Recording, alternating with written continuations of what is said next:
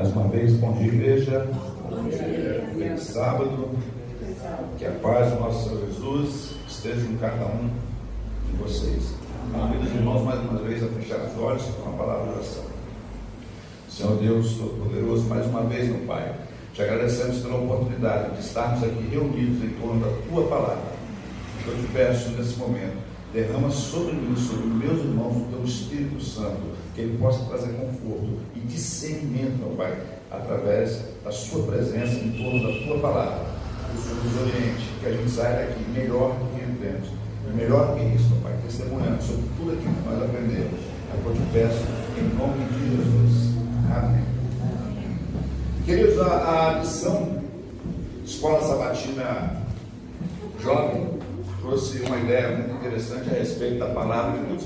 Como é importante a gente estar mergulhado dentro da palavra, porque ela transforma, né? A palavra, quando a gente vive através dessa palavra, a gente testemunha a respeito de Cristo. E, como eu sempre digo, se a palavra não te transformar, se o Evangelho não mudar a sua vida, nada mais pode.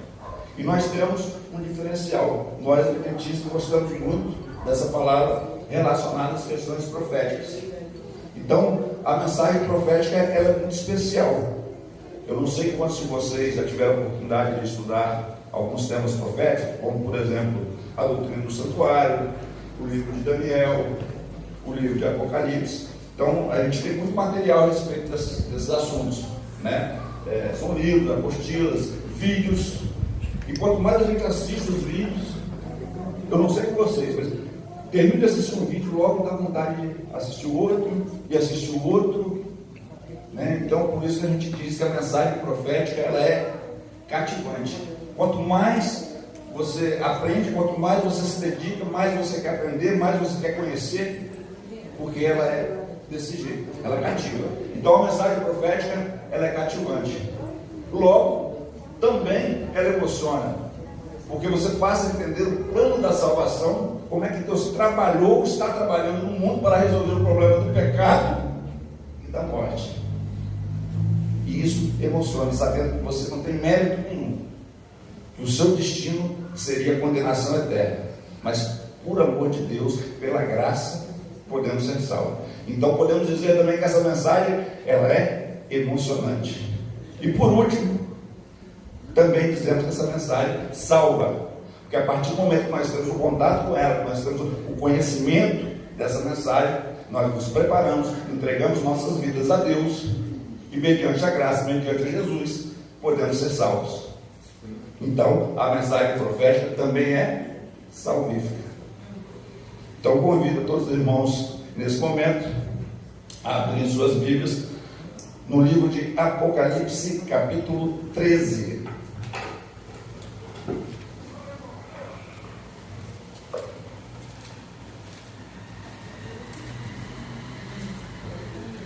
Apocalipse, capítulo 13, nós vamos ler alguns versos e vamos explicá-los, né? Então, Apocalipse 13 fala de dois poderes, né? De duas bestas, uma que sai do mar e uma que sai da terra. Nós vamos agora identificar alguns elementos proféticos, tem muita simbologia aqui nesse capítulo, e a gente precisa entender. Muitas vezes a gente ouve falar, sabe o que é, porque ouviu, mas se pedirmos uma explicação, nós não conseguimos identificar, nós não conseguimos achar um texto bíblico que comprove aquilo que nós estamos falando. Então acaba que a gente pode perder a credibilidade daquilo que a gente está falando, porque você não conhece o assunto.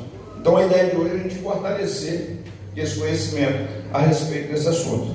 Então vamos ler o primeiro versículo, Apocalipse 13, 1.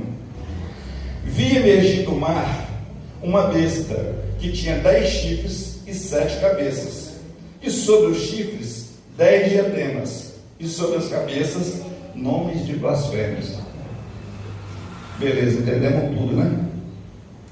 Agora a gente tem que entender o que significa cada elemento desse, porque em profecia, né, tem muita simbologia, e se você não entender a simbologia, você não entende o que Deus está querendo te revelar. Mas a vantagem é que a própria Bíblia explica tudo o que é. Vamos lá? Veja bem, Vi uma besta emergir do mar. O que é besta em profecias? Aí nós vamos lá para Daniel agora, capítulo 7. Vamos lá rapidinho, para a gente não tardar muito. Daniel 7.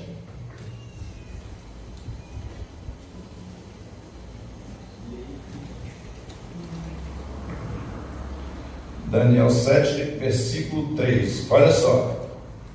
4 animais grandes, diferentes uns dos outros, subiram do mar. Agora olha o versículo 17. Estes grandes animais, que são quatro reis que se levantaram da terra. Então o que é besta aqui em Apocalipse 13? De acordo com o livro de Daniel, besta tem a ver com animais, tem a ver com poderes, reis ou reinos. Então se levanta do mar um grande poder, um grande rei, um grande reino. Mas o que é mar em profecias? Apocalipse 17, 15. Vamos lá, vamos fazendo aqui as ligações aqui textuais. Apocalipse 17, 15. Falou-me ainda: as águas que viste, onde a meretriz está sentada, são povos, multidões, nações e línguas. Então o que é besta? Segundo o livro de Daniel, segundo a palavra do Senhor, pode ser animais, pode ser poder, que representa reis ou reinos. E da onde surgiu esse poder, esse rei ou esse reino? Das águas, do grande mar. E o que é mar em profecias? Nações, multidões, povos e línguas. Então nós estamos falando de um poder que vai emergir num local densamente povoado, onde existem muitas pessoas. Mas também fala que esse poder tem 10 chifres. Apocalipse 17, 12. Vamos lá. Olha o que diz. Os 10 chifres que viste são 10 reis, os quais ainda não receberam reino, mas recebem autoridade como reis, com a besta durante 1 hora. Então olha só. 10 chifres são reinos que recebem autoridade, ou reis. Mas esses 10 chifres, também falam de 10 povos. E isso é unânime entre os estudiosos. Quando Roma Imperial, ela cai, quando Roma Imperial, ela rui, existiam 10 povos bárbaros da época. E, inclusive, o grande homem da ciência, Isaac Newton, escreveu a respeito dessas 10 tribos bárbaras que minaram Roma em sua base. Mas não só Isaac Newton, vários outros historiadores também fizeram a descrição. Eu estou aqui com um aqui chamado Eduardo Gibbon, Declínio e Queda do Império Romano. Ele fala sobre essas 10 tribos bárbaras que minaram Roma Imperial em suas bases. O que vai diferenciar aqui é porque um autor do outro vai dar nomes diferentes a determinadas tribos. Então, 2 ou 3 tribos pode ser que você encontre, conforme o autor que você pesquisar e você ler, um nome diferente de tribo. Mas todos eles concordam que eram 10 e que essas 10 tribos foram responsáveis por minar Roma Imperial. Então, os 10 chifres correspondem a essas 10 tribos que minaram Roma Imperial em sua base. Beleza? Mas fala também de 7 cabeças. Apocalipse 17, 9. Aqui está o sentido, quem tem sabedoria. As 7 cabeças são 7 montes, nos quais a mulher está sentada. São também 7 reis. Bom, como que a gente entende isso aí? Durante a trajetória do povo de Deus, existiram 7 povos, ou 7 reinos. Aqui falou de reis, mas a gente traduz como reinos. Então, 7 reinos que oprimiram o povo de Deus na sua trajetória. Quais são esses 7 reinos? A gente pode começar listando. Quem foi que escravizou o povo de Deus durante mais de 400 anos? Egito.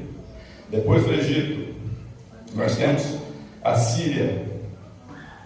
Depois da Síria, nós temos Babilônia, Medo-Pérsia, Grécia, Roma Imperial e Roma Papal. 7 reis, né? Então, vamos ler a sequência do versículo, né? Nós temos Apocalipse 13, 17 e 9, falando dessas 7 cabeças, mas a sequência do versículo 10 diz assim: olha, dos quais caíram 5, um existe, e o outro ainda não chegou, e quando chegar, tem que durar pouco tempo. Então nós destacamos 7 reinos que perseguiram o povo de Deus. Agora falando, olha, um existe, o outro ainda vai chegar, mas vai ser por pouco tempo. Então a gente tem que olhar aqui da perspectiva de João. Quando João escreve Apocalipse, ele diz assim: olha, 5 já foram. Então nos tempos de João, quem já tinha caído? Egito, Assíria, Babilônia, os Medo-Persas e a Grécia. Quem existia no tempo de João? Roma Imperial, o 6º. Então 5 caíram, um existe, Roma Imperial, mas tem outro ainda para chegar. Mas quando ele chegar, vai durar pouco tempo. Pois bem, agora vamos para Apocalipse 13, 2. A besta que vi era semelhante a leopardo, com os pés como de urso e boca como de leão, e deu ao dragão o seu poder, o seu trono e grande autoridade. Mais uma vez aqui nós estamos falando de animais. E onde é que nós achamos de novo essas figuras de animais? Voltamos lá para Daniel, capítulo 2, temos a estátua, o sonho de Nabucodonosor, o que ela representa, o próprio capítulo 7 de Daniel, falando dos 4 animais que saem do mar, e a gente sabe que cada animal representado pelo metal na estátua representa um reino, representa um poder, né? A cabeça de ouro, Babilônia; a prata, os Medo-Persas; o bronze, os gregos; e o ferro, Roma Imperial e Roma Papal, nas suas 2 fases. Ok. Então, agora está dizendo assim: olha, essa besta que emergiu do mar, ela tem aparência com esses animais. Por quê? Que esse poder que surge no mar, ela tem aparência com esses animais. Aí o que a gente diz? Que da Babilônia, Roma copiou a pretensão e o orgulho. Afinal de contas, não foi Nabucodonosor que construiu uma estátua de ouro enorme, a qual ele dizia que o seu reino não ia acabar, não ia passar, que era superior e que não teria fim? Não foi isso que Nabucodonosor fez? Né? Se colocando no lugar de Deus, no lugar do Altíssimo. Isso não é pretensão? Isso não é orgulho? E o que Roma fez? Não foi o Papa Leão XIII que declara nos documentos da Igreja Católica que aqui na Terra os papas têm autoridade como Deus Todo-Poderoso? Isso não é orgulho? Isso não é pretensão? Querer ser ou estar acima de Deus? Então esse poder que sai do mar, que nós já identificamos como Roma Imperial, Roma nas suas 2 fases, né? Roma Imperial e Roma Papal, copiou isso de Babilônia, esse orgulho, essa pretensão. E da Medo-Pérsia, quem que Roma copiou? A adoração no dia do sol, o domingo, o antigo culto persa chamado mitraísmo, que dedicava o primeiro dia da semana à adoração ao deus Mitra, o deus sol. Então o que Roma copia agora dos persas? A adoração ao deus sol, instituindo o domingo como o dia do Senhor. E a gente tem na história a comprovação do decreto de Constantino, da data de 7 de março de 321. Aí eu trouxe aqui um pedacinho do documento para a gente analisar, fazer uma pequena leitura aqui. Este documento teve por finalidade estabelecer o domínio como dia de descanso oficial. Esse decreto teve por finalidade estabelecer o domingo como dia de descanso oficial em todo o Império Romano. Essa medida oficializou a observância do domingo como dia dedicado à adoração e ao repouso, refletindo a importância do dia na cultura cristã emergente. Especificamente, o decreto ordenava que as pessoas descansassem no domingo, que também era conhecido como o dia do Senhor, dias domínicos. Essa foi uma ação significativa na história do cristianismo e na legislação romana, ajudando a consolidar a prática do descanso dominical na cultura ocidental. Então agora a gente entende da onde surgiu a observância do domingo. Era uma prática usada pelos medo-persas. Aí agora Constantino baixa o decreto. Olha, vamos adorar é no domingo. O dia do Senhor agora é domingo. E isso fazia parte da legislação romana. Então passaram a adotar o domingo como o dia do Senhor. E como a maioria das igrejas deriva da igreja de Roma, essa prática foi se perpetuando. E se a gente olhar, várias igrejas evangélicas, pentecostais, neopentecostais, a sua imensa maioria adota o domingo como o dia do Senhor. Por isso que o texto bíblico diz que esse poder que surge, essa besta que sai do mar, ela tem características de Babilônia, ela tem características da Pérsia e tem características da Grécia. E uma das características, a característica persa, é de adotar o domingo como dia do Senhor. Roma fez isso ou não? Você conhece alguma igreja que adota o domingo como dia do Senhor, sim ou não? Foi instituído pela palavra de Deus ou foi instituído por homens? Então, o texto bíblico está dizendo, olha, esse poder que sai do mar, ele tem características de outros reis. A pretensão e o orgulho de Babilônia. O dia, a adoração do dia do Senhor ao invés do sábado, como domingo, assim como faziam os persas. E eles também traz algo dos gregos. E os gregos tinham? Eles tinham um sistema de imagem e evocação de santos. Afinal de contas, na mitologia grega, nós não temos um Deus para cada situação, para cada sentimento, não há um Deus. Falamos do amor, nós temos Afrodite. Se falamos de guerra, nós temos o Deus Ares. E assim, para cada situação, para a fertilidade, para o casamento, existe um Deus. Você conhece alguma religião que para cada situação eles também oram por um Deus, por um santo? Existe? Será que nós vivemos nesse mundo? Será que existe algum poder no nosso meio conhecido que também pratica isso? A palavra de Deus está dizendo que sim. Que esse poder que emerge do mar, ele tem essa característica. E você sabe.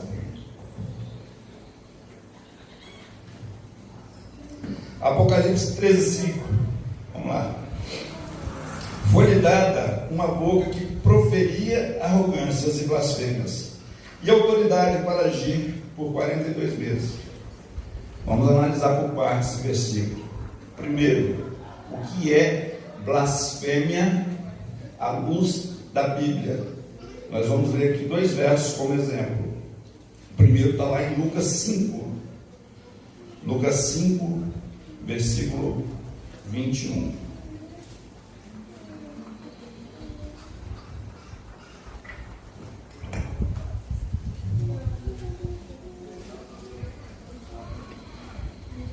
Lucas 5, versículo 21. Diz assim: E os escribas e fariseus arrazoavam, dizendo: Quem é este que diz blasfêmias?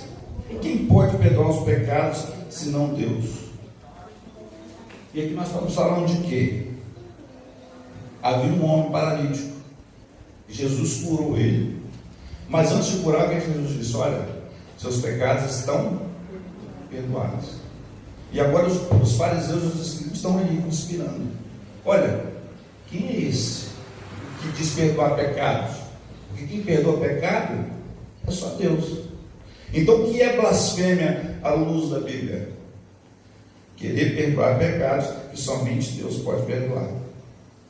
Mas aí você se pergunta, mas irmão, quando eu erro contra o meu próximo, não tenho que pedir perdão? Sim, temos. Agora, essa questão de perdão, existe duas esferas, duas dimensões. Uma na horizontal, onde cabe eu e você. Quando resolvemos entre nós as nossas questões, então direcionamos agora para a esfera vertical, onde alcançamos a Deus. Porque a palavra do Senhor diz que se nós não nos perdoarmos uns entre os outros, o Deus lá de cima não pode me perdoar. Então, se eu não perdoo você, que tem contato diretamente comigo, como é que eu posso ter o perdão de Deus? Isso é um ponto a ser observado. Então, o que é blasfêmia à luz da Bíblia? Querer perdoar pecados que somente Deus pode perdoar. Mas temos um outro ponto também que diz que é blasfêmia. João, capítulo 10, versículo 33. Vamos ver o que a Bíblia fala também sobre blasfêmia. O que o Evangelho de João diz? João 10, 33. Responderam-lhe os judeus: não é por boa obra que te apedrejamos, e sim por causa da blasfêmia, pois sendo homem, te fazes Deus a ti mesmo. Então Jesus está ali, batendo um papo com os fariseus, sempre estavam nesses embates, e agora Jesus diz: olha, eu tenho minhas ovelhas, que meu pai me deu, eu sou como pai. E os fariseus falam: opa, que negócio é esse? Você sendo homem, se dizendo igual a Deus, nós vamos se apedrejar. Aí Jesus diz: vocês vão me apedrejar por qual boa obra? Aí eles, novamente, não é pelas boas obras que vamos te apedrejar, é porque sendo homens te faz igual a Deus. Então a luz da Bíblia, blasfêmia é querer ser igual ou maior que Deus. Então nós vemos dois pontos para blasfêmia, né? Querer perdoar pecados e querer ser igual a Deus. Nós conhecemos algum poder religioso que diz que você deve se confessar e que o seu líder religioso tem o poder, a capacidade de perdoar os seus pecados? Você conhece algum poder assim? Eu acabei de falar, o Papa Pio XIII, os documentos da Igreja Católica, declara: aqui na terra nós temos autoridade como Deus Todo-Poderoso. Não é a Igreja Romana que tem esse costume? Está fácil, né, para a gente identificar. Então, a gente já sabe quem é essa besta. É Roma, nas suas duas fases: Roma imperial e Roma papal. A gente já viu que Roma imperial caiu no ano 476, minadas por essas 10 tribos bárbaras. E Roma papal, então, começa o seu processo de iniciar o seu poder. Mas o período de supremacia, a gente sabe que também só acontece anos depois, em 538, com a queda da última tribo bárbara, que são os ostrogodos. Vamos chegar lá. Bom, entendemos então que é blasfêmia à luz da Bíblia. A segunda parte do versículo também diz que esse poder teria autoridade para agir por 42 meses. Que período é esse? 42 meses. A quanto tempo isso corresponde? Então, em profecias, a gente sabe que um dia profético é igual a um ano literal. E como que a gente prova isso biblicamente? Se você pegar, nós vamos pegar só um exemplo aqui no texto, Números 14, 34. Números 14, versículo 34.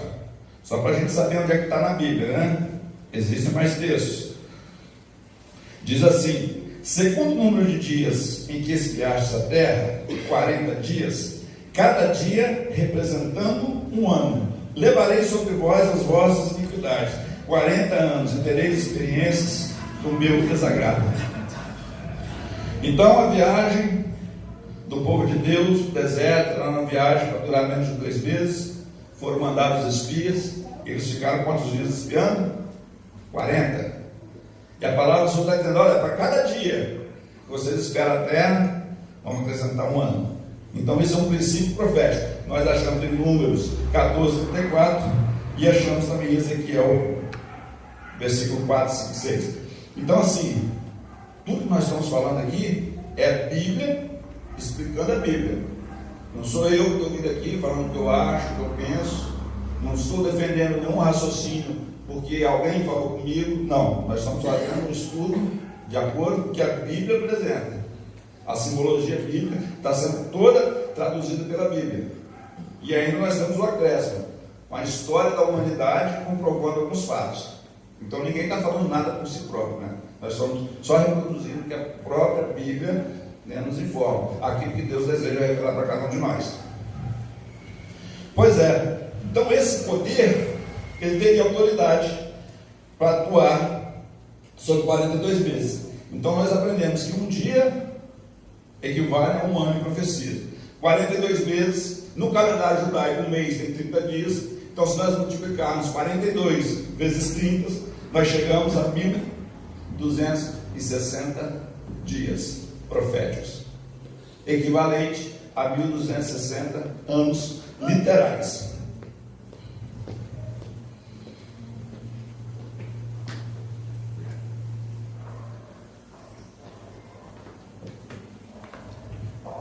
Aí eu volto lá na história da humanidade. Roma caiu, Roma Imperial, em 476, minada pelas 10 tribos bárbaras, e nisso começa o processo de desenvolvimento ali da supremacia papal. Mas quando que realmente o papado ganha poder? No ano 538, a partir de alguns decretos de Justiniano, mas somente a partir da expulsão da última tribo bárbara, os ostrogodos, que então Roma papal começa esse período que nós chamamos de supremacia papal. O texto bíblico diz que por 42 meses este poder teria autoridade. Então se nós pegarmos o ano 538 e adicionarmos 42 meses, que corresponde a 1260 anos, somamos 1260 anos mais 538, nós chegamos a que data? 1798. E o que acontece nessa data? Nós já sabemos, a prisão do Papa Pio VI.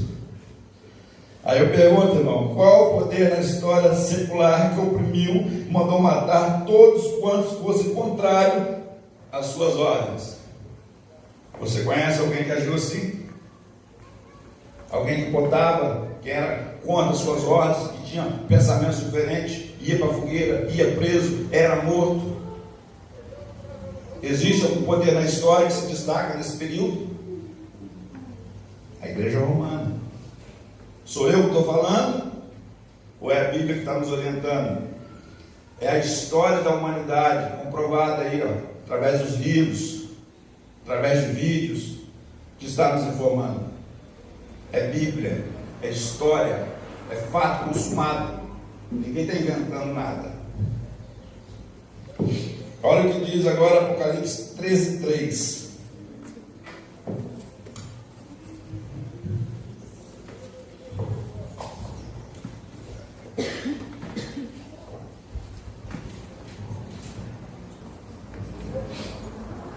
Apocalipse 13:3.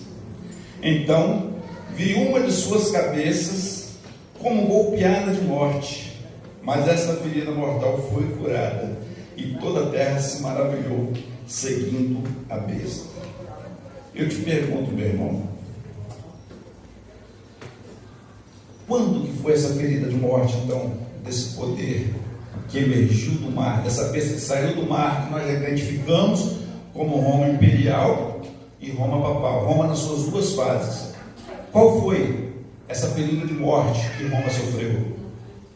Não foi nesse período final, ao qual esse poder tinha autoridade, nesse período de 1260 anos, que no final o Papa Pio VI foi preso?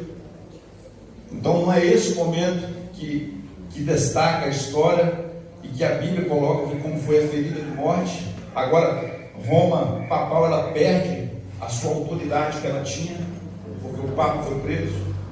E nós sabemos que 2 anos depois, na ilha de Santa Helena, ele morreu exilado. Então, quando foi a ferida de morte? No ano 1798. Qual é o evento que marcou essa ferida? A prisão do Papa Pio VI.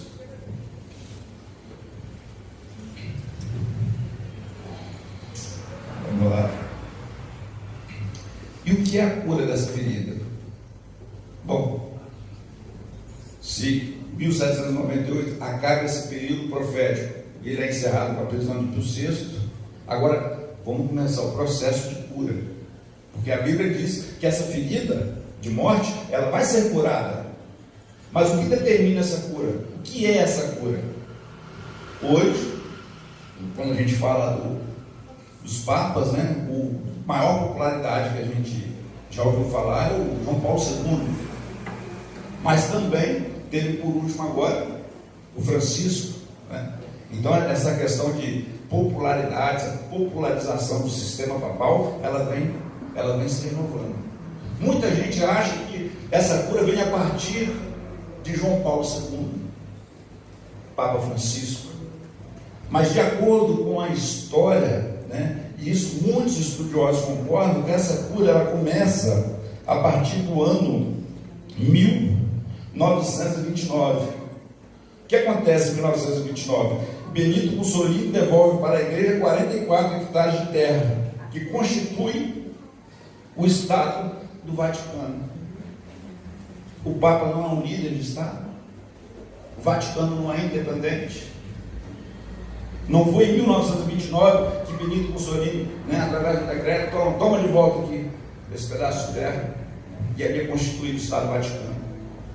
Então, a cura da ferida mortal começa a partir dessa devolução de terra. E novamente esse poder começa a se erguer, reerguer, a novamente a se reestruturar, até chegar nos dias de hoje, com a popularidade em alta, mas ainda não é a cura final, falta pouco. Por quê? Quando que a cura estará completa? Apocalipse 13, 8.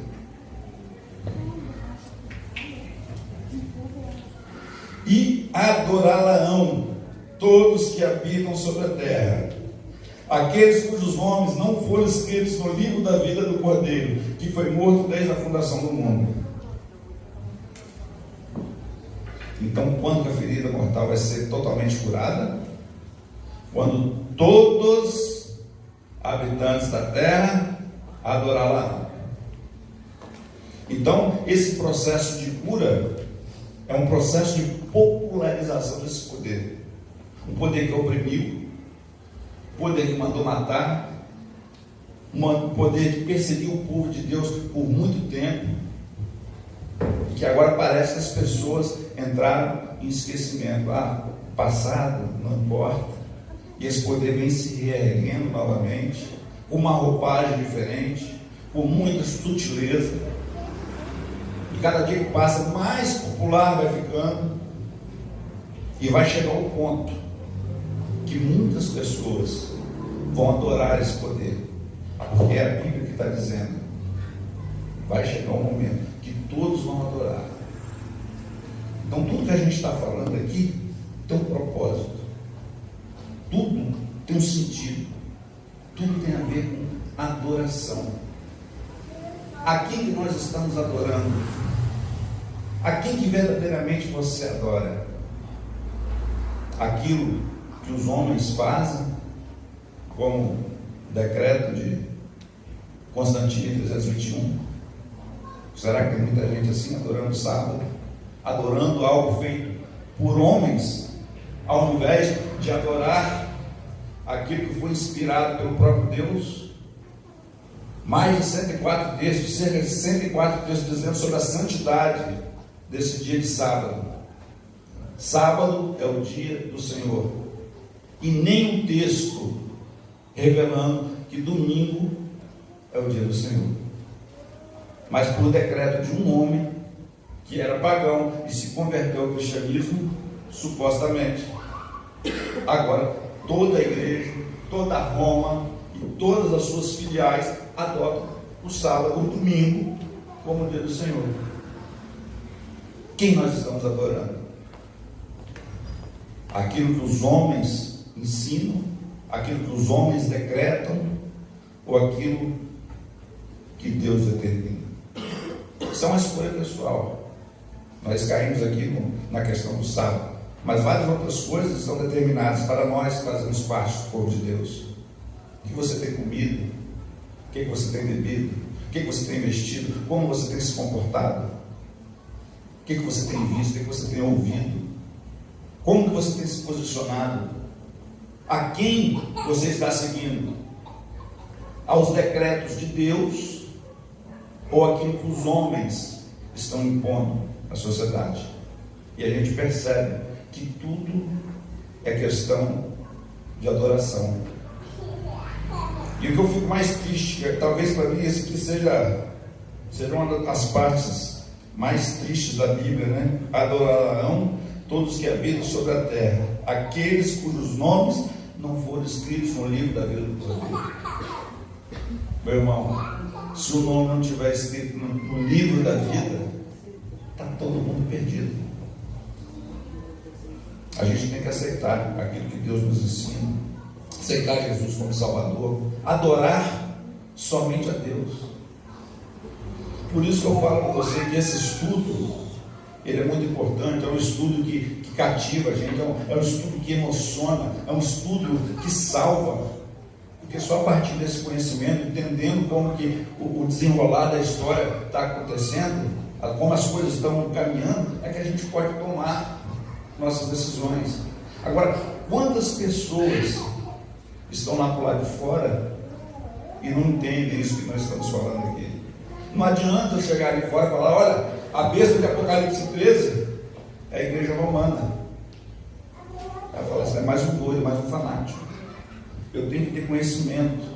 Aqui é o momento da gente aprender, é o momento da gente estar estudando, é o momento da gente despertar o interesse, conhecer. Porque como é que eu vou pregar lá fora se eu não tiver o conhecimento da palavra? Nós acabamos de falar aqui no momento da escola sabatina que adianta eu repetir o que eu ouço se eu não sei dar sentido, se eu não sei procurar, se eu não tenho base bíblica. Aqui todos os elementos simbólicos aqui nós comprovamos a própria Bíblia explicando o que significa, juntamente com a história da humanidade. Eu trouxe mas eu poderia trazer 10, 15 livros a respeito da história da queda e crime que era no Império Romano, falando das 10 tribos bárbaras, falando sobre os decretos de Justiniano. Então nós temos a história comprovando tudo isso aí. Mas o povo está adorando coisas impostas pelos homens. E infelizmente, esse povo que adora as coisas do mundo, o texto bíblico diz: olha, o nome deles não estão escritos no livro da vida. Isso significa que todos esses que adoram as coisas dos homens e deixam de adorar aquilo que Deus decretou através da sua palavra, estão perdidos. E isso não é sensacionalismo. Isso aqui não é para botar medo, não é para fazer medo de ninguém. É porque é a realidade. Agora, uma coisa a gente tem que ter ideia: nós estamos falando de um poder, de um sistema religioso, e que em nada tem a ver com os nossos irmãos evangélicos, pentecostais, neopentecostais ou católicos. Nós estamos falando de um sistema religioso. Nós sabemos que o povo de Deus está espalhado pelo mundo. Portanto, Apocalipse 18, o Senhor declara: povo meu, sai dela, sai da Babilônia, sai dessa confusão espiritual que você está vivendo. Agora, para essa pessoa tomar a decisão, ela precisa conhecer a verdade. E quem é que contém essa verdade? Quem é o detentor dessa verdade? Qual é o povo que tem essa característica? Não é você? Como que eu posso ter que meu irmão sai de lá se eu não prego para ele, se eu não testemunho, se eu não ensino? No início do sermão eu falei: olha gente, se não for a palavra te transformar, se não for a palavra mudar a sua vida, nada mais pode. Não é só vir aqui, escutar o sermão, anotar. É importante, mas do portão para fora, vamos testemunhar, vamos pregar. Existem muitas pessoas precisando ouvir essa mensagem.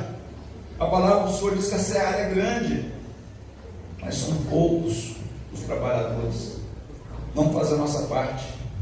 E a gente sabe que tudo tem a ver com adoração. A quem nós estamos adorando? A qual decreto você está seguindo? Decreto dos homens ou decreto do Deus Todo-Poderoso? O Senhor abençoe de todos vocês. Mais uma vez, bom dia, igreja. Feliz sábado. Que a paz do nosso Senhor Jesus esteja em cada um de vocês. Convido os irmãos mais uma vez a fechar os olhos com uma palavra de oração. Senhor Deus Todo-Poderoso, mais uma vez, meu Pai, te agradecemos pela oportunidade de estarmos aqui reunidos em torno da Tua palavra. Eu te peço nesse momento, derrama sobre mim, sobre meus irmãos, o Teu Espírito Santo, que Ele possa trazer conforto e discernimento, meu Pai, através da Sua presença em torno da Tua palavra.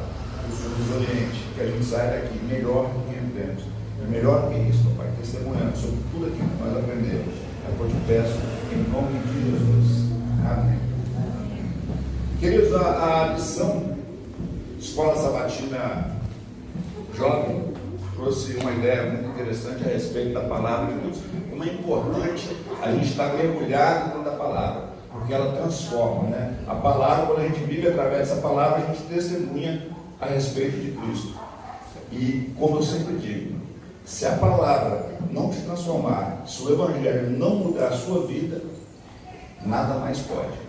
E nós temos um diferencial. Nós, adventistas, gostamos muito dessa palavra relacionada às questões proféticas. Então, a mensagem profética ela é muito especial. Eu não sei quantos de vocês já tiveram a oportunidade de estudar alguns temas proféticos, como, por exemplo, a doutrina do santuário, o livro de Daniel, o livro de Apocalipse. Então, a gente tem muito material a respeito desses assuntos, né? São livros, apostilas, vídeos. E quanto mais a gente assiste os vídeos, eu não sei com vocês, mas termino de assistir um vídeo, logo dá vontade de assistir o outro, e assistir o outro, né? Então, por isso que a gente diz que a mensagem profética, ela é cativante. Quanto mais você aprende, quanto mais você se dedica, mais você quer aprender, mais você quer conhecer, porque ela é desse jeito, ela cativa. Então, a mensagem profética, ela é cativante. Logo, também ela emociona, porque você passa a entender o plano da salvação, como é que Deus trabalhou, está trabalhando no mundo para resolver o problema do pecado e da morte. E isso emociona, sabendo que você não tem mérito nenhum, que o seu destino seria condenação eterna, mas por amor de Deus, pela graça, podemos ser salvos. Então podemos dizer também que essa mensagem, ela é emocionante. E por último, também dizemos que essa mensagem salva, porque a partir do momento que nós temos o contato com ela, que nós temos o conhecimento dessa mensagem, nós nos preparamos, entregamos nossas vidas a Deus, e mediante a graça, mediante a Jesus, podemos ser salvos. Então, a mensagem profética também é salvífica. Então, convido todos os irmãos, nesse momento, a abrir suas Bíblias no livro de Apocalipse, capítulo 13.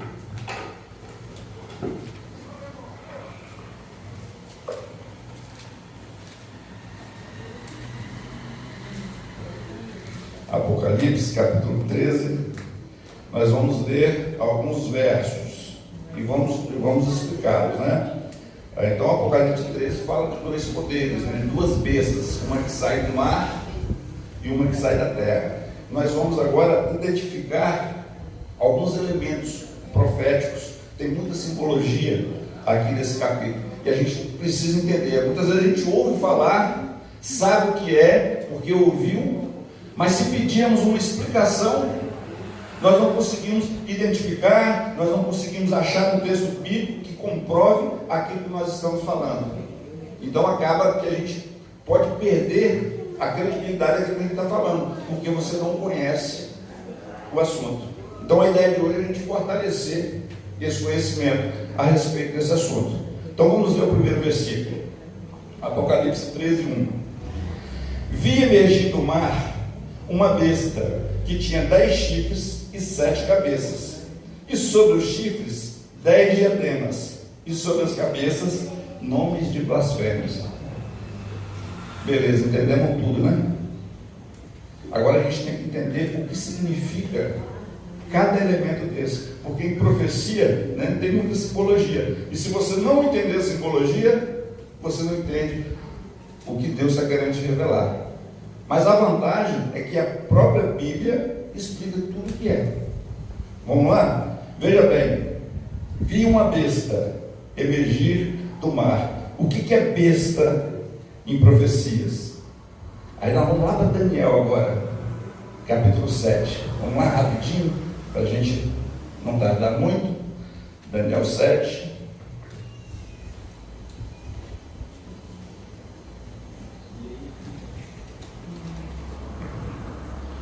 Daniel 7, versículo 3. Olha só. 4 animais grandes, diferentes uns dos outros, subiram do mar. Agora olha o versículo 17. Estes grandes animais, que são quatro reis que se levantaram da terra. Então o que é besta aqui em Apocalipse 13? De acordo com o livro de Daniel, besta tem a ver com animais, tem a ver com poderes, reis ou reinos. Então se levanta do mar um grande poder, um grande rei, um grande reino. Mas o que é mar em profecias? Apocalipse 17:15. Vamos lá, vamos fazendo aqui as ligações aqui textuais. Apocalipse 17:15. Falou-me ainda: as águas que viste, onde a meretriz está sentada, são povos, multidões, nações e línguas. Então o que é besta? Segundo o livro de Daniel, segundo a palavra do Senhor, pode ser animais, pode ser poder, que representa reis ou reinos. E da onde surgiu esse poder, esse rei ou esse reino? Das águas, do grande mar. E o que é mar em profecias? Nações, multidões, povos e línguas. Então nós estamos falando de um poder que vai emergir de um local densamente povoado, onde existem muitas pessoas. Mas também fala que esse poder tem 10 chifres. Apocalipse 17:12. Vamos lá. Olha o que diz. Os 10 chifres que viste são 10 reis, os quais ainda não receberam reino, mas recebem autoridade como reis, com a besta durante 1 hora. Então olha só, 10 chifres são reinos que recebem autoridade, ou reis. Mas esses 10 chifres, né, também falam de 10 povos. E isso é unânime entre os estudiosos. Quando Roma Imperial ela cai, quando Roma Imperial ela rui, existiam 10 povos bárbaros da época. E inclusive o grande homem da ciência, Isaac Newton, escreveu a respeito dessas 10 tribos bárbaras que minaram Roma em sua base. Mas não só Isaac Newton, vários outros historiadores também fizeram descrição. Eu estou aqui com um aqui chamado Eduardo Gibbon, Declínio e Queda do Império Romano. Ele fala sobre essas 10 tribos bárbaras que minaram Roma imperial em suas bases. O que vai diferenciar aqui é porque um autor do outro vai dar nomes diferentes a determinadas tribos. Então, 2 ou 3 tribos pode ser que você encontre, conforme o autor que você pesquisar e você ler, um nome diferente de tribo. Mas todos eles concordam que eram 10 e que essas 10 tribos foram responsáveis por minar Roma Imperial. Então, os 10 chifres correspondem a essas 10 tribos que minaram Roma Imperial em sua base. Beleza? Mas fala também de 7 cabeças. Apocalipse 17:9. Aqui está o sentido, quem tem sabedoria. As 7 cabeças são 7 montes, nos quais a mulher está sentada. São também 7 reis. Bom, como que a gente entende isso aí? Durante a trajetória do povo de Deus, existiram 7 povos, ou 7 reinos. Aqui falou de reis, mas a gente traduz como reinos. Então, 7 reinos que oprimiram o povo de Deus na sua trajetória. Quais são esses 7 reinos? A gente pode começar listando. Quem foi que escravizou o povo de Deus durante mais de 400 anos? Egito. Depois do Egito, nós temos a Síria. Depois da Síria, nós temos Babilônia, Medo-Pérsia, Grécia, Roma Imperial e Roma Papal. 7 reis, né? Então, vamos ler a sequência do versículo, né? Nós lemos Apocalipse 13, 17 e 9, falando dessas 7 cabeças, mas a sequência do versículo 10 diz assim: olha, dos quais caíram 5, um existe, e o outro ainda não chegou, e quando chegar, tem que durar pouco tempo. Então nós destacamos 7 reinos que perseguiram o povo de Deus. Agora falando, olha, um existe, o outro ainda vai chegar, mas vai ser por pouco tempo. Então a gente tem que olhar aqui na perspectiva de João. Quando João escreve Apocalipse, ele diz assim: olha, 5 já foram. Então nos tempos de João, quem já tinha caído? Egito, Assíria, Babilônia, os Medo-Persas e a Grécia. Quem existia no tempo de João? Roma Imperial, o 6º. Então 5 caíram, um existe, Roma Imperial, mas tem outro ainda para chegar. Mas quando ele chegar, vai durar pouco tempo. Pois bem, agora vamos para Apocalipse 13, 2. A besta que vi era semelhante a leopardo, com os pés como de urso e boca como de leão, e deu no dragão o seu poder, o seu trono e grande autoridade. Mais uma vez aqui nós estamos falando de animais. E onde é que nós achamos de novo essas figuras de animais? Voltamos lá para Daniel, capítulo 2, vemos a estátua, o sonho de Nabucodonosor, o que ela representa, o próprio capítulo 7 de Daniel, falando dos 4 animais que saem do mar. E a gente sabe que cada animal representado pelo metal na estátua representa um reino, representa um poder, né? A cabeça de ouro, Babilônia; a prata, os Medo-Persas; o bronze, os gregos; e o ferro, Roma Imperial e Roma Papal, nas suas 2 fases. Ok. Então, agora está dizendo assim: olha, essa besta que emergiu do mar, ela tem aparência com esses animais.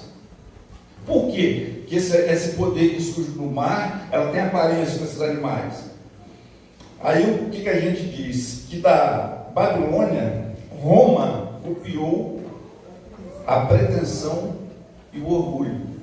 Afinal de contas, não foi Nabucodonosor que construiu uma estátua de ouro enorme, a qual ele dizia que o seu reino não ia acabar, não ia passar, que era superior e que não teria fim? Não foi isso que Nabucodonosor fez? Né? Se colocando no lugar de Deus, no lugar do Altíssimo. Isso não é pretensão? Isso não é orgulho? E o que Roma fez? Não foi o Papa Leão XIII que declara nos documentos da Igreja Católica que aqui na terra os papas têm autoridade como Deus Todo-Poderoso? Isso não é orgulho? Isso não é pretensão? Querer ser ou estar acima de Deus? Então esse poder que sai do mar, que nós já identificamos como Roma Imperial, Roma nas suas 2 fases, né? Roma Imperial e Roma Papal, copiou isso de Babilônia, esse orgulho, essa pretensão. E da Medo-Pérsia, o que Roma copiou?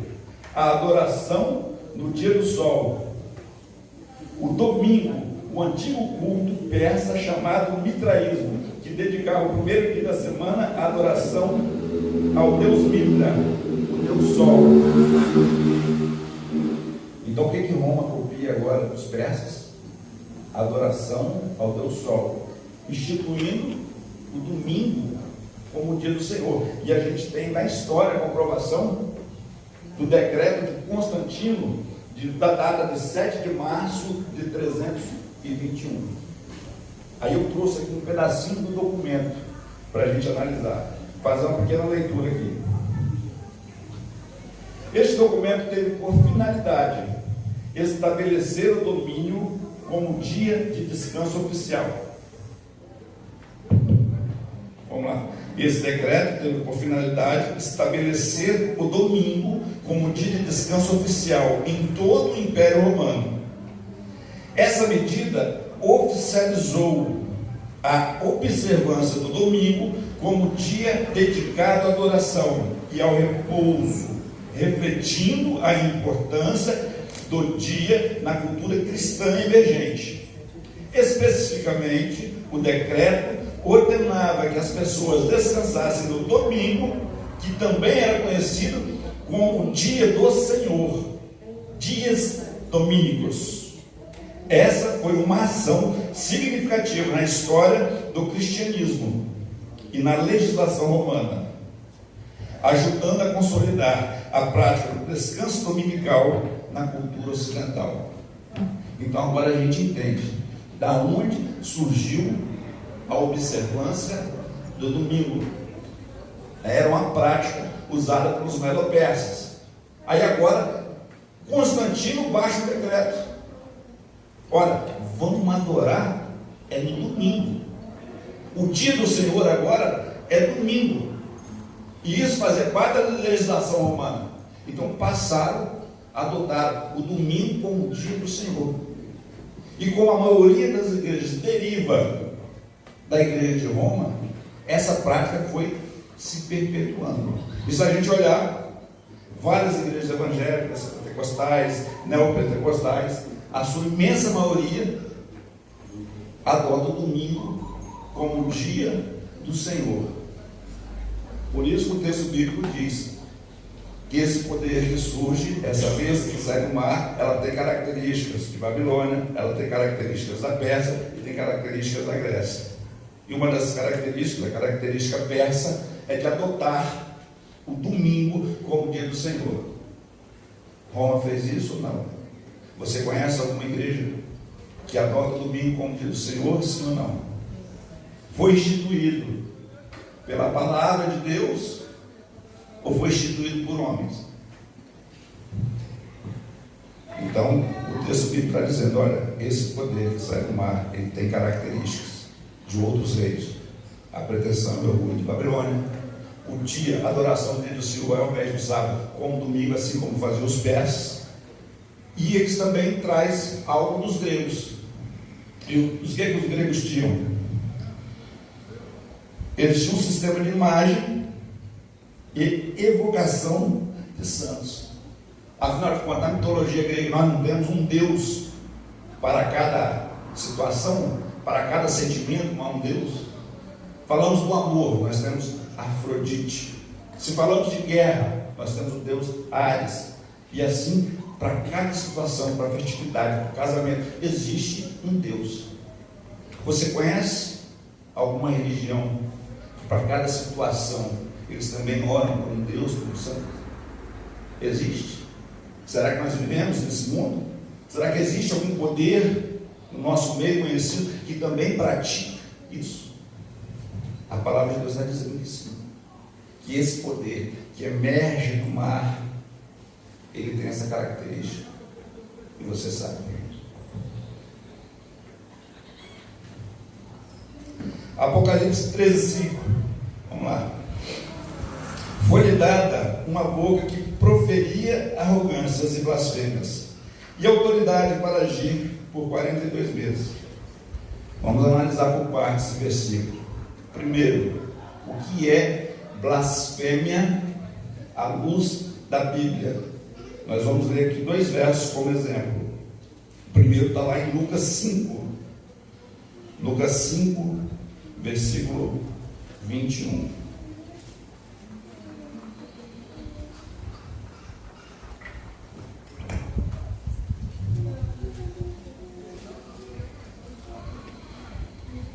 Lucas 5, versículo 21. Diz assim: e os escribas e fariseus arrazoavam, dizendo: quem é este que diz blasfêmias?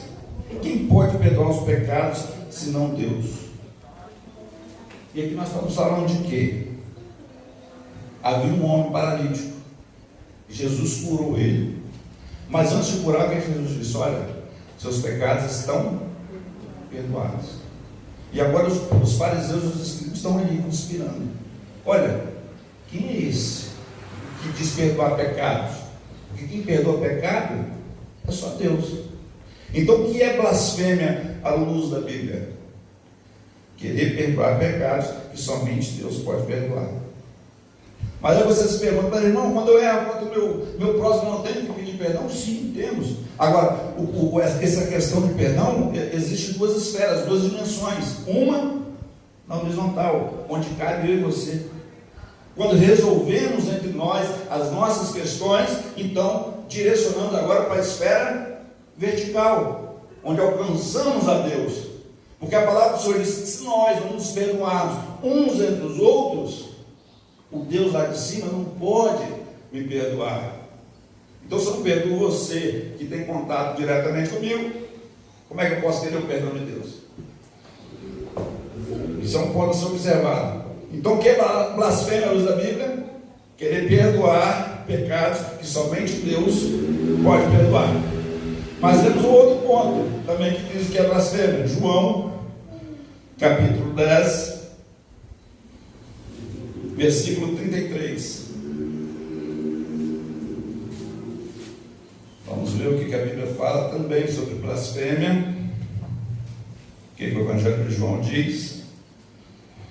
João 10, 33. Responderam-lhe os judeus: não é por boa obra que te apedrejamos, e sim por causa da blasfêmia, pois sendo homem, te fazes Deus a ti mesmo. Então Jesus está ali, batendo um papo com os fariseus, sempre estavam nesses embates, e agora Jesus diz: olha, eu tenho minhas ovelhas, que meu pai me deu, eu sou como pai. E os fariseus falam: opa, que negócio é esse? Você sendo homem, se dizendo igual a Deus, nós vamos se apedrejar. Aí Jesus diz: vocês vão me apedrejar por qual boa obra?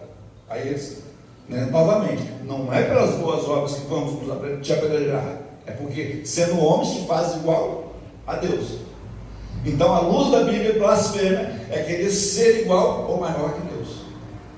Então, nós vemos dois pontos de blasfêmia, né? Querer perdoar pecados e querer ser igual a Deus. Nós conhecemos algum poder religioso que diz que você deve se confessar e que o seu líder religioso tem o poder, a capacidade de perdoar os seus pecados?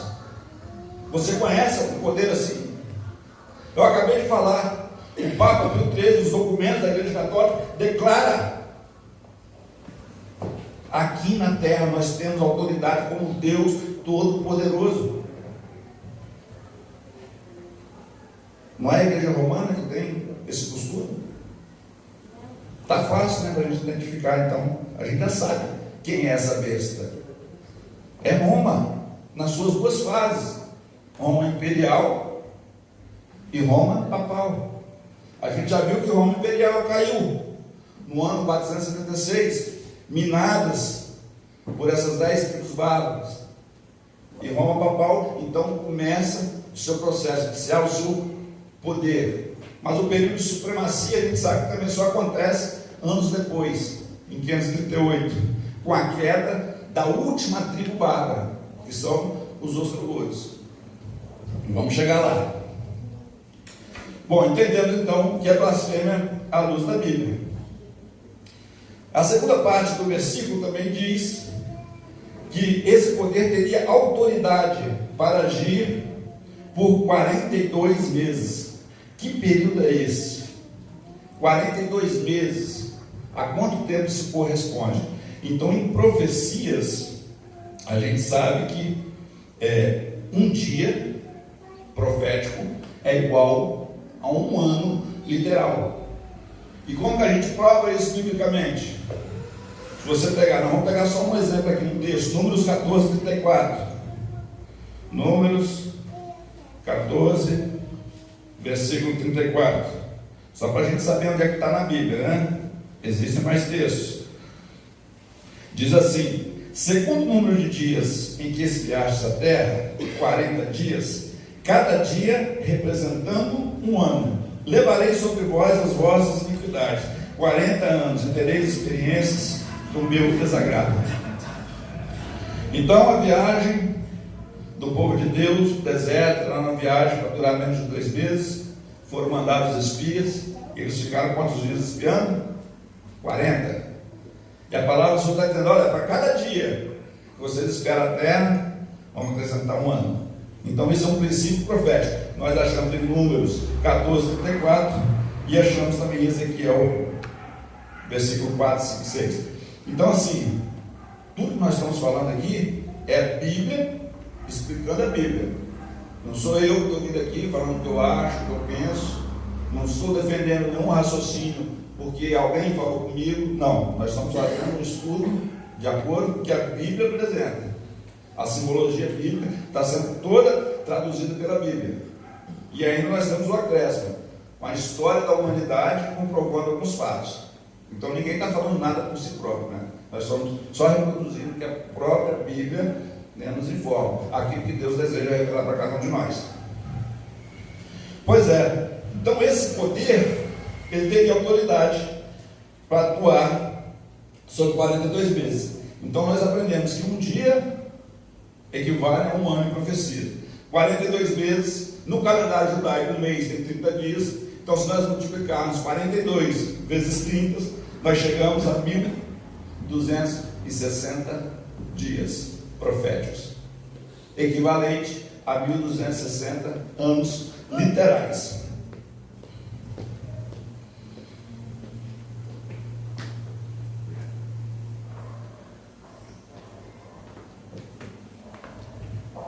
Aí eu volto lá na história da humanidade. Roma caiu, Roma Imperial, em 476, minada pelas 10 tribos bárbaras, e nisso começa o processo de desenvolvimento ali da supremacia papal. Mas quando que realmente o papado ganha poder?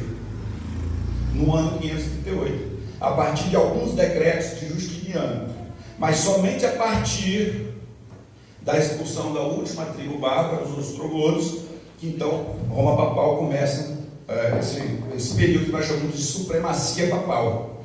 O texto bíblico diz que por 42 meses este poder teria autoridade.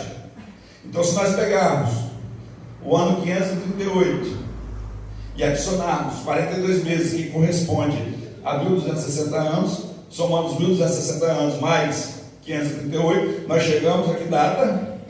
1798. E o que acontece nessa data? Nós já sabemos, a prisão do Papa Pio VI.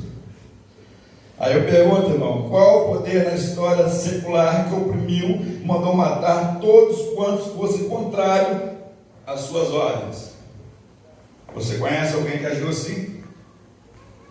Alguém que botava, que era contra as suas ordens, que tinha pensamentos diferentes, ia para a fogueira, ia preso, era morto? Existe algum poder na história que se destaca nesse período? A Igreja Romana. Sou eu que estou falando? Ou é a Bíblia que está nos orientando? É a história da humanidade, comprovada aí, ó, através dos livros, através de vídeos, que está nos informando. É Bíblia, é história, é fato consumado. Ninguém está inventando nada. Olha o que diz agora Apocalipse 13:3.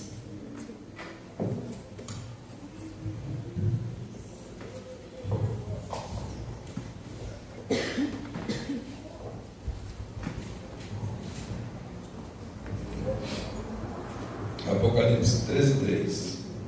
Então vi uma de suas cabeças como golpeada de morte, mas essa ferida mortal foi curada, e toda a terra se maravilhou, seguindo a besta. Eu te pergunto, meu irmão,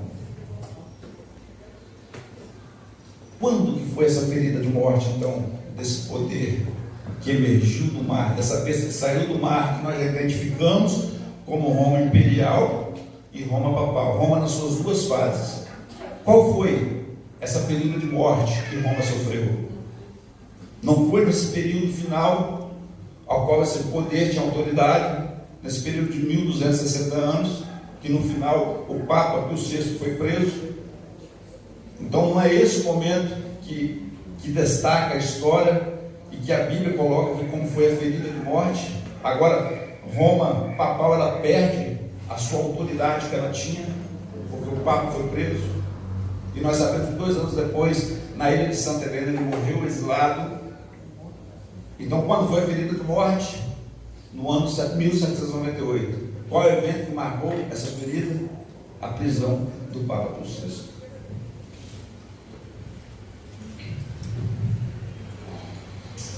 Vamos lá. E o que é a cura dessa ferida? Bom, se 1798 acaba esse período profético, ele é encerrado com a prisão de Pio VI, agora vamos começar o processo de cura. Porque a Bíblia diz que essa ferida de morte, ela vai ser curada. Mas o que determina essa cura? O que é essa cura? Hoje, quando a gente fala dos papas, né, a maior popularidade que a gente já ouviu falar é o João Paulo II. Mas também teve por último agora o Francisco, né? Então essa questão de popularidade, essa popularização do sistema papal, ela vem se renovando. Muita gente acha que essa cura vem a partir de João Paulo II, Papa Francisco. Mas de acordo com a história, né, e isso muitos estudiosos concordam, que essa cura ela começa a partir do ano 1929. O que acontece em 1929? Benito Mussolini devolve para a igreja 44 hectares de terra, que constitui o Estado do Vaticano. O Papa não é um líder de Estado. O Vaticano não é independente. Não foi em 1929 que Benito Mussolini, né, através do decreto, toma de volta aqui esse pedaço de terra, e ali é constituído o Estado Vaticano. Então, a cura da ferida mortal começa a partir dessa devolução de terra. E novamente esse poder começa a se reerguer, a novamente a se reestruturar, até chegar nos dias de hoje, com a popularidade em alta, mas ainda não é a cura final, falta pouco. Por quê? Quando que a cura estará completa? Apocalipse 13, 8.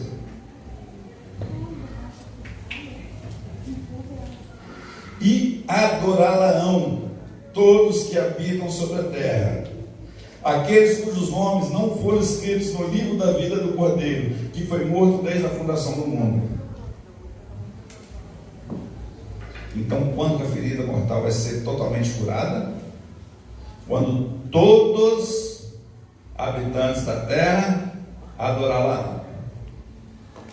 Então, esse processo de cura é um processo de popularização desse poder.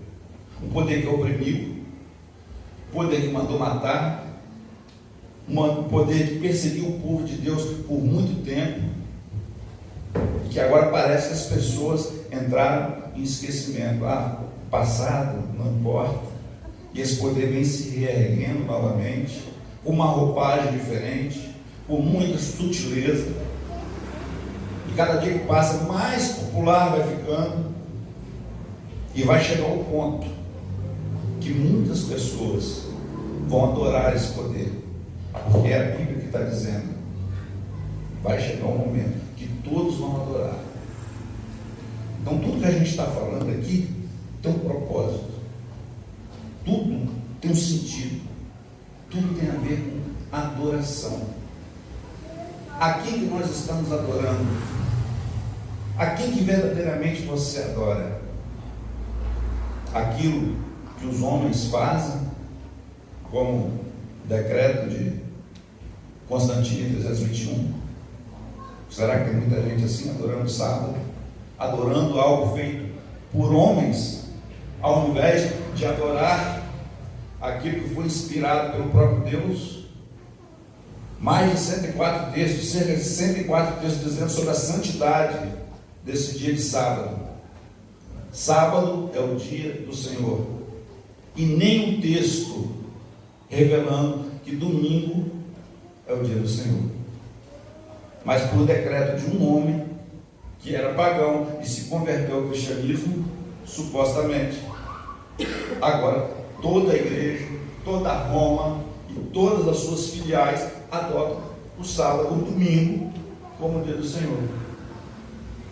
Quem nós estamos adorando? Aquilo que os homens ensinam, aquilo que os homens decretam, ou aquilo que Deus determina? Isso é uma escolha pessoal. Nós caímos aqui na questão do sábado, mas várias outras coisas estão determinadas para nós que fazemos parte do povo de Deus. O que você tem comido? O que você tem bebido? O que você tem vestido? Como você tem se comportado? O que você tem visto? O que você tem ouvido? Como que você tem se posicionado? A quem você está seguindo? Aos decretos de Deus ou aquilo que os homens estão impondo à sociedade?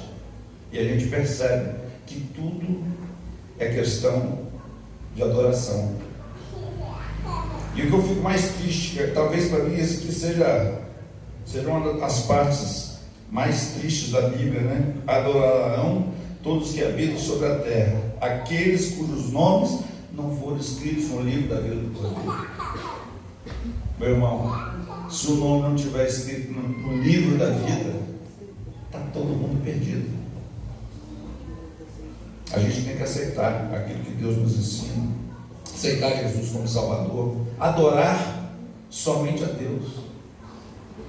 Por isso que eu falo com você que esse estudo, ele é muito importante, é um estudo que cativa a gente, é um estudo que emociona, é um estudo que salva, porque só a partir desse conhecimento, entendendo como que o desenrolar da história está acontecendo, como as coisas estão caminhando, é que a gente pode tomar nossas decisões. Agora, quantas pessoas estão lá por lá de fora e não entendem isso que nós estamos falando aqui? Não adianta eu chegar ali fora e falar: olha, a besta de Apocalipse 13 é a igreja romana. Ela fala assim: é mais um doido, mais um fanático. Eu tenho que ter conhecimento.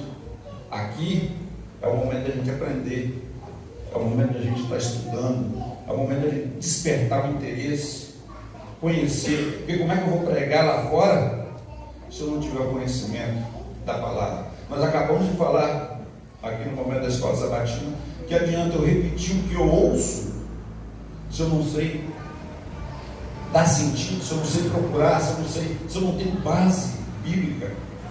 Aqui todos os elementos simbólicos aqui nós comprovamos a própria Bíblia explicando o que significa, juntamente com a história da humanidade. Eu trouxe mas eu poderia trazer 10, 15 livros a respeito da história da queda, declínio que era do Império Romano, falando das 10 tribos bárbaras, falando sobre os decretos de Justiniano. Então nós temos a história comprovando tudo isso aí. Mas o povo está adorando coisas impostas pelos homens. E infelizmente, esse povo que adora as coisas do mundo, o texto bíblico diz: olha, o nome deles não estão escritos no livro da vida. Isso significa que todos esses que adoram as coisas dos homens e deixam de adorar aquilo que Deus decretou através da sua palavra, estão perdidos. E isso não é sensacionalismo. Isso aqui não é para botar medo, não é para fazer medo de ninguém. É porque é a realidade. Agora, uma coisa a gente tem que ter ideia: nós estamos falando de um poder, de um sistema religioso, e que em nada tem a ver com os nossos irmãos evangélicos, pentecostais, neopentecostais ou católicos. Nós estamos falando de um sistema religioso. Nós sabemos que o povo de Deus está espalhado pelo mundo. Portanto, em Apocalipse 18, o Senhor declara: povo meu, sai dela, sai de Babilônia, sai dessa confusão espiritual que você está vivendo. Agora, para essa pessoa tomar a decisão, ela precisa conhecer a verdade. E quem é não tem essa verdade? Quem é o detentor dessa verdade? Qual é o povo que tem essa característica? Não é você? Como que eu posso querer que meu irmão saia de lá se eu não prego para ele? Se eu não testemunho? Se eu não ensino? No início do sermão eu falei, olha gente, se não for a palavra te transformar, se não for a palavra mudar a sua vida, nada mais pode. Não é só vir aqui, escutar o sermão, anotar, é importante, mas do portão para fora, vamos testemunhar, vamos pregar. Existem muitas pessoas precisando ouvir essa mensagem. A palavra do Senhor diz que a seara é grande, mas são poucos os trabalhadores. Vamos fazer a nossa parte. E a gente sabe que tudo tem a ver com a adoração. A quem nós estamos adorando? A qual decreto você está seguindo? Decreto dos homens ou decreto do Deus Todo-Poderoso? O Senhor abençoe de todos vocês.